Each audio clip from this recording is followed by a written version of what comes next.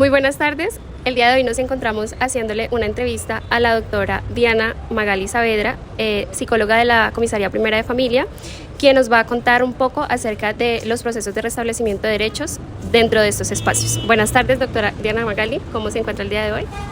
Bien, gracias. Gracias por esta invitación porque nos permite dar a conocer las funciones de las comisarías de familias, todo el abordaje de los casos que nos compete y todo lo que tiene que ver con la violencia en el contexto familiar, con la violencia de género.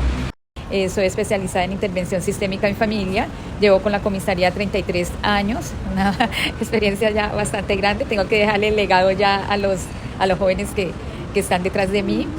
Tengo mucho para compartir y qué bueno tener este espacio para que sea un medio de difundir lo que ustedes quieren preguntar acerca de las víctimas, de todo lo que tiene que ver con el contexto de la violencia intrafamiliar y sexual, básicamente.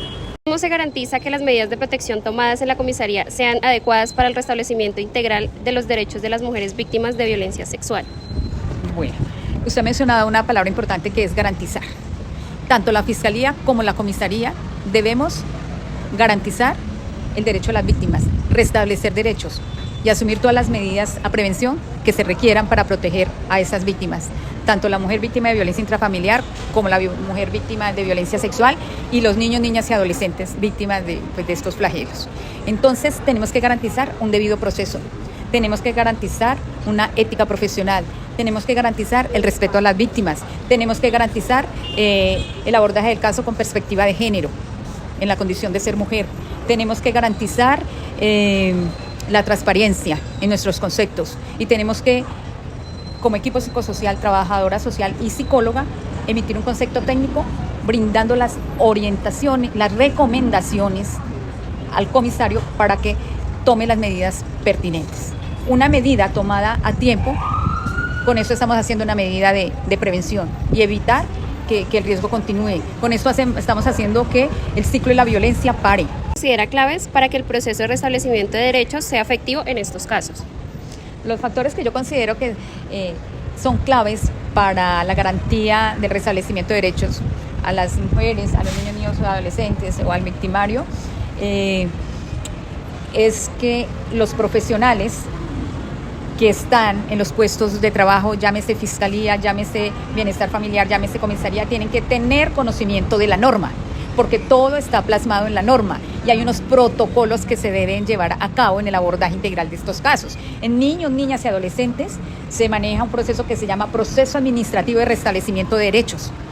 Si este proceso administrativo de restablecimiento de derechos tiene unas etapas, desde que se aborda el caso, en la parte de todo el seguimiento y toda la búsqueda de red de apoyo familiar y todas las entrevistas psicológicas y finalmente que se lleva a cabo la audiencia de fallo, de pruebas y fallo, si no tenemos claro cuáles son las competencias institucionales del bienestar familiar, de comisaría y de fiscalía, entonces no se va a garantizar un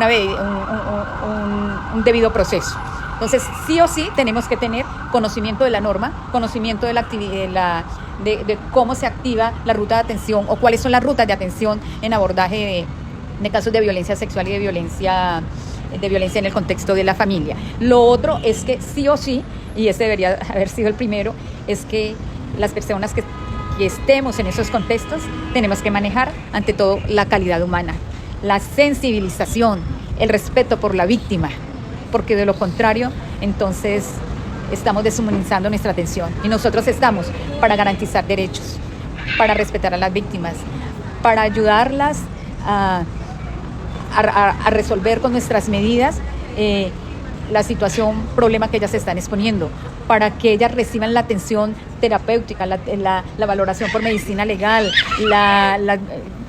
para que todo lo que se requiera en cuanto a visitas domiciliarias, en cuanto a la atención en salud y todo lo que requiera la víctima. Entonces, es decir, nuestra función es garantizar sí o sí los derechos de todas las personas víctimas que llegan a la comisaría de familia. Y vuelvo y aclaro, también garantizamos los derechos tanto del victimario como de la víctima. ¿Cuáles son las principales necesidades emocionales que identifican las víctimas al momento de la atención inicial? Bueno, lógicamente las personas están pasando por un impacto emocional grande, eso les genera bloqueo emocional y en algún momento uno se pregunta, o el común popular dice, ¿por qué no había denunciado antes? Es que el masoquista, es que le gusta, que es el otro. No, desde el punto de vista psicológico,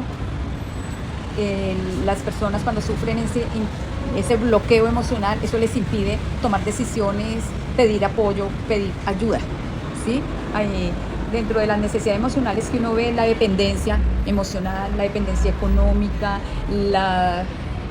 los impactos psicológicos que tuvieron en la niñez de un posible abuso, de un maltrato físico, psicológico, emocional, y esto ya sale a la luz adulta. Entonces todos esos efectos postraumáticos, las víctimas lo reflejan en el momento, pues, de la entrevista, y es uno donde identifica cómo está el estado de la víctima. En nuestra comisaría lo que hacemos a nivel de psicología es hacer la intervención en crisis. ¿Cómo se articula su intervención con los demás profesionales de la comisaría de familia para garantizar una atención integral para las mujeres que reportan ser víctimas de violencia sexual?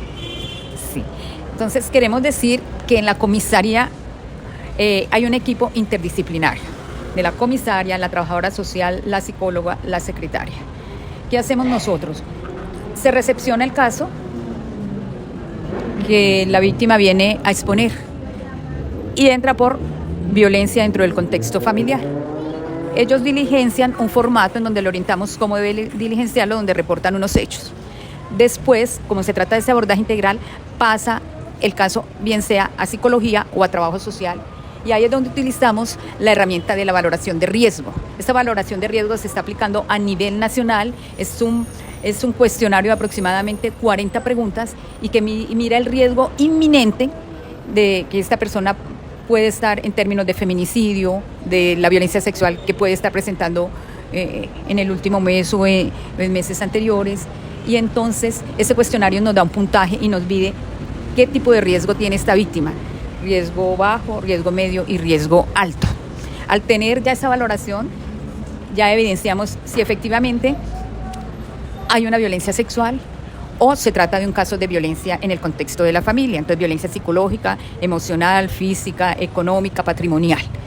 Pero si identificamos la violencia sexual como tal, la presencia de violencia sexual, automáticamente activamos las medidas de prevención, que son competencia de comisaría de familia. Damos una medida de protección y miramos si existe la posibilidad de que esta víctima esté en tanto riesgo que requiera un hogar refugio. Eso se llama una medida de atención. Bueno, damos por finalizada esta entrevista, no sin antes agradecerle, doctora, por esta intervención o este momento que nos regala, este conocimiento que nos regala, y no sin antes también dejándoles en manos de la doctora unas recomendaciones y una pequeña reflexión que ella pues nos quiere brindar.